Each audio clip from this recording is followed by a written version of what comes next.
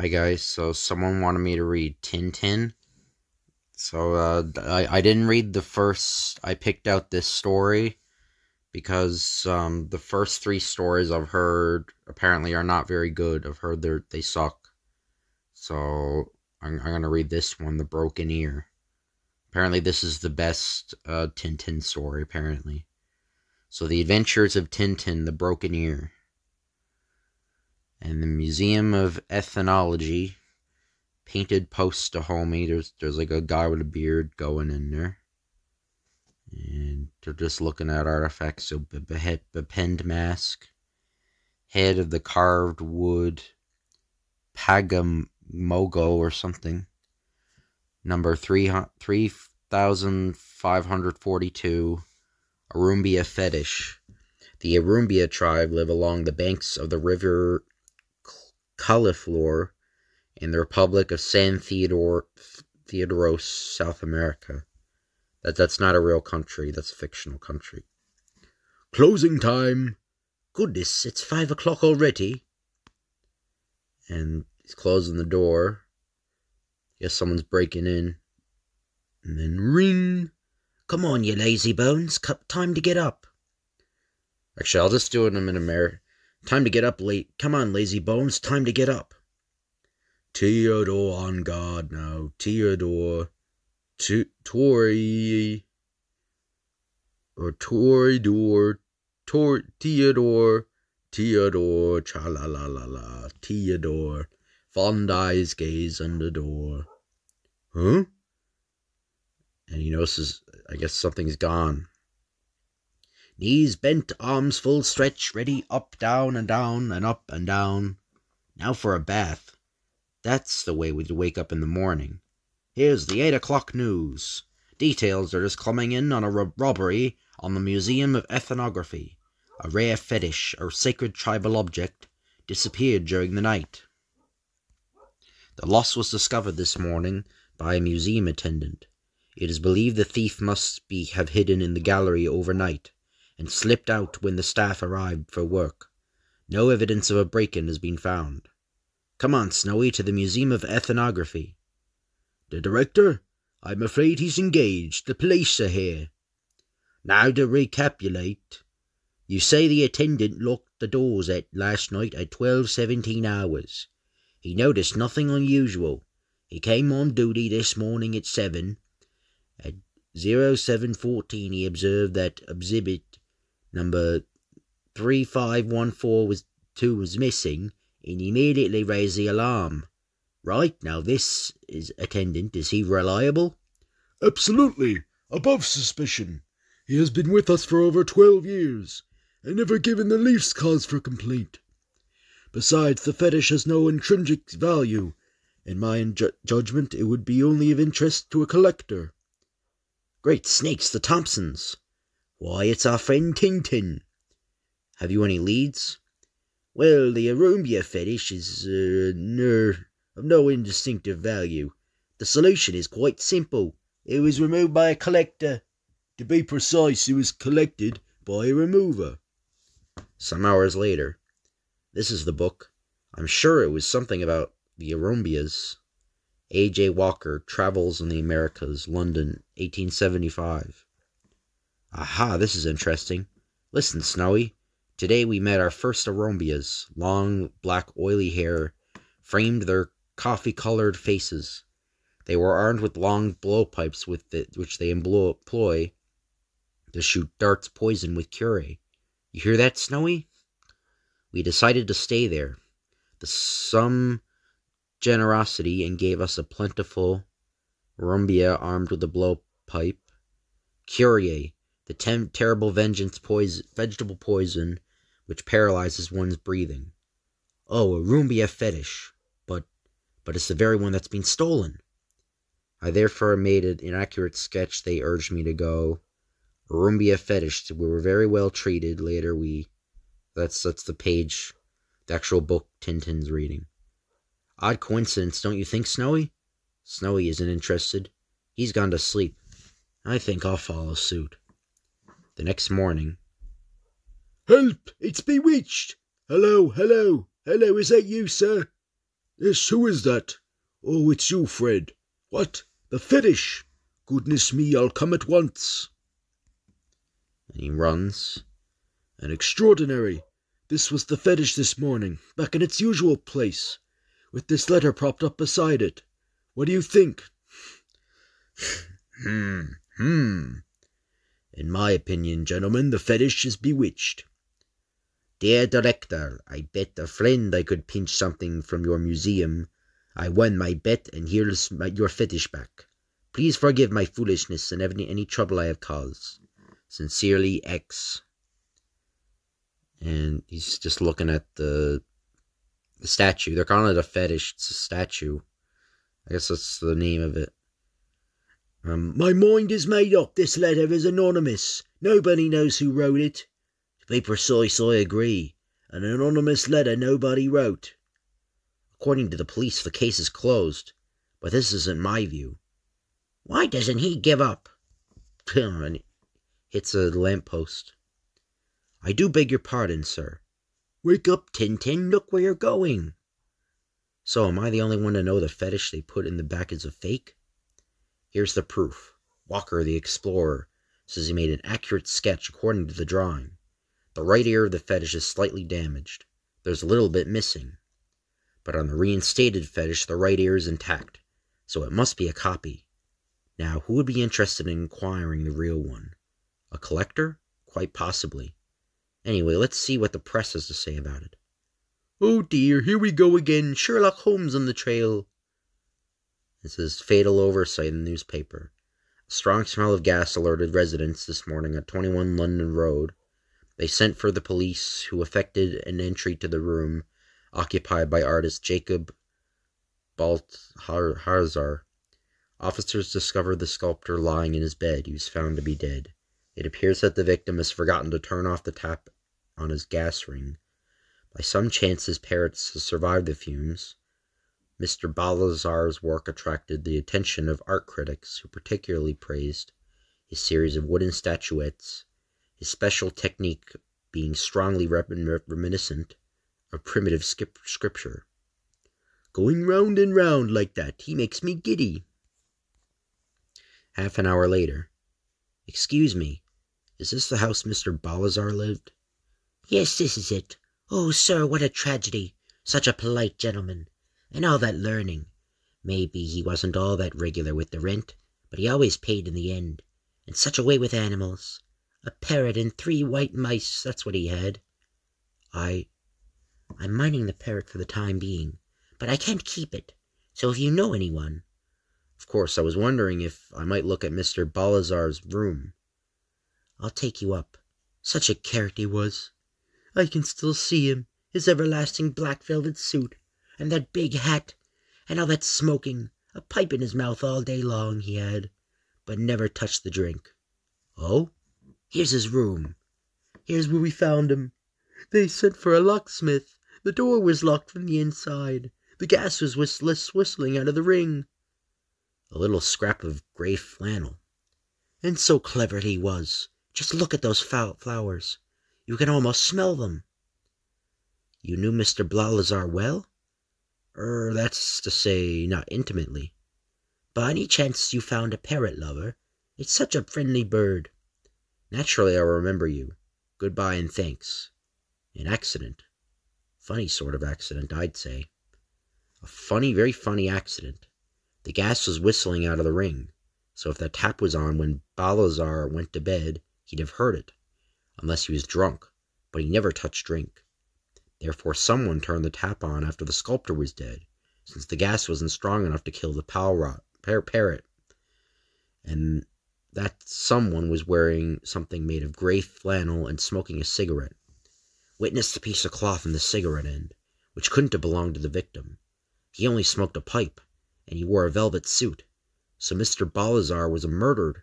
He was murdered because he probably made a replica of the Arumbia fetish for someone. And someone didn't want him to talk. Someone who? Can that someone be? How can I find out? Great snakes, why not? He runs. Excuse me, but I've been thinking. I'll buy Mr. Balthazar's parrot. A parrot? Oh, sir, if you'd been 2 minutes sooner. I just sold it. The gentleman who bought it was just here a moment ago. You must have passed him. Just my luck. Look, there he goes. You see the gentleman with a parrot under his arm? That's him. Let's hope he'll agree to resell it to me. And he walks by. And great Greedy Grutz! Hey, you! Do you always behave like that? Let me tell you, I'm not used to being insulted. Pardon me, senor. Very well, but another time you'll be in trouble. But I assure the senor. Greedy Grutz! Oh, help! It's a regular punch-up. Oh, the parrot! Greedy Grutz! And tries to jump after it. Estupido, imbecile! Greedy Grutz, look what you do! My beautiful parrot is escapado, is parido. The only witness to Balthazar's death, the only one who could have talked, and there he goes. The parrot is given me by my grandfather. Ay qui desastra. I'll say muchas gracias for try to catch him. That's all right, quite all right. Give to me by my grandfather. Why tell a lie? I wonder, could he be interested in the same parrot for the same reason as me? Meanwhile, it's raining, Professor. Don't forget your umbrella, and remember your glasses. Don't worry, Einstein. My glasses are in the pocket of my jacket, and I'll take my umbrella. And his umbrella came off. And plank. What a curious-looking creature. I must take a closer look. Now, where are my glasses gone? I know I put them in my overcoat pocket. Oh, it's a bird. Good morning, how do you do? Pleased to meet you. Do forgive me, sir. I'm so absent-minded. Would you believe it? I mistook you for a bird. Your advertisement reads, Lost Magnificent Parrot, yours reward. Find a contact 26 Labrador Road. It will be in tonight's paper, sir. It's necessary to make advertisement about the parrot. There. Lost Magnificent Parrot. Look, there are 2 notices. I'll try the first address. It's nearer than the other. The sooner the better. Greedy Grutz! Ring! I came about the parrot. Are you the gentleman who... Oh, yes, do come in. Let's have a look. Ugh! It's him, all right. I can't thank you enough. You wouldn't believe what he means to me. Please take the reward. Goodbye and thank you. It's me who's grateful. Now, I want to hear Polly run through his part. What the parrot saw, but first, I need to buy a cage. Look after that box, Snowy. I'll be back in a few minutes. He looks at it. He jumps at the box. He's sniffing the box. Bonk! Greedy Grutz! Who does he think he is? Where? Help, they're fighting. I must be in time to save Polly. Greedy Grutz! Hey, have you noticed? There are 2 advertisements and one has brought back the parrot. It makes me wonder, is someone on track of Balthazar's killer? Anyway, it's an address to remember. 26 Labrador Road. See. Only 2 people see parrot escape. These old Greedy Grutz and these young men. Where's that wretched parrot now? Creak! No doubt about it. There's a burglar on the flat. Careful, he's in there. Put your hands up. Ah, it's you. Caramba, it's the young man who tried to catch the parrot. Come on, start talking. You wanted the parrot? See, this bird is mine. You steal him. I make complaint to the policias. Policia. Really, go right ahead. There's the phone. Bring the police. Now, let's be serious. I want you to know why you're interested in our feathered friend. I'm waiting. He turns off the lights. Wee twang, bing. I saw you were trapped, so I came up quietly and switched off the light. I have time to throw a punana at him. A few inches to the left and poof, curtains for Tintin. I have to watch out. They'll stick at nothing. I hear the punal, he go whack in the chair. I only miss him by this much. I know, you need more practice. That night on 21 London Road. Bing, clack, clack. That's Mr. and Mrs. Dove. They've quarrelled once too often. Have you quite finished up in there? Shut up! I'm Balazar! Help! Help! Oh, Colonel, it's the ghost of Mr. Balazar. I know his voice, it's him. I know it. Ghosts, rubbish, stuff and nonsense. We'll see. By the left, quick march. Close ranks, load arms, fix bayonets. I am Balazar. And I am Colonel Barker. Surrender, you are surrounded. Great greedy guts. I am Balazar. Next morning, fateful unto death, a living, loving pet. Last night the occupants of 21 London Road, awakened by strange noises, found. This time my luck's in. Quick, a taxi. Taxi! Taxi! I give up. We have to walk. Oh, the parrot. You really are unlucky. The gentleman who bought it yesterday came to collect it again. Not 2 minutes ago. Or 10 minutes ago. He beat me to it, the gangster, and now he's got the parrot back. Look out! And they almost run over Tintin. Roadhog, he couldn't have been closer if you tried to run you down. Yes, she deliberately swerved to the left. Are you hurt? No, thanks. I had time to jump clear. I wouldn't have fallen if I hadn't tripped over the edge of the pavement. I managed to get his number. Wait, 169, yes, 169 MW, that's it. 169 MW. You'll have to ask the police. 169 MW, thank you. I'll tell you, if that idiot hadn't warned him, I'd have settled this hash. See, but truth is you miss him, and from now on, he's on his guard. Sarment, knife is better. In that case, you'll have to practice harder. You'll always throw food too far to the right. Only a little. That's it, 169 MW, Dr. Eugene Treblebob. 120 Minstrel's Way. Good. This time I'm sure to get on the right track. Here we are. And he's on the street. Wrong number. The man who told me can't have seen it clearly. Anyway, it's possible they use false number plates on their car. Oh! And he sees a dog. Eureka! Now, look, Snowy, you see 169 MW. Now watch. 1, 2, 3, presto! MW691. They just turned their number plates upside down. Perfectly simple. Now then, MW691. Alonzo Perez, engineer, Sunny Bank, Freshfield, not far from here to Freshfield. Let's go. That night, whack! Caramba! Again he's too much to write. Ha! Caramba, rupee! Hiya! Caramba, whoopee! Estupido parrot, you shut up! All you need is to aim more to the left. That way you hit the bullseye. Muy bien. Aim more to the left. Why not? Great greedy guts! Silenzo! Animal maldito! Great greedy guts! Bark, bark! You'll take that! You fool, what are you doing? Caramba, missed again! Whack! Crazy idiot. Thinks what that parrot means to us. Are you out of your mind? What about the fetish? Fetish!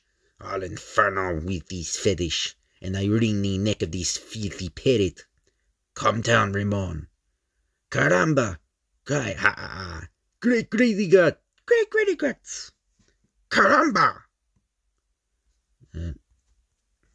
Ramon, if you lay a finger on that parrot, you're a dead duck. Yo! Malapayista, kill him! Caramba, missed again! Rodrigo Tortillo, you killed me! Rodrigo Tortilla? So it was Tortilla. Lying crook. Pretending to be a doctor on a study trip to Europe. But all he wanted to steal was the fetish. Oh, so they're all British. Should I redo the voice? No, okay, so I'll just do them. So, all they wanted to steal was a fetish, and the swine succeeded. By getting rid of Balazar, he thought he'd covered his tracks, but he reckoned without our feather friend. I've got his address.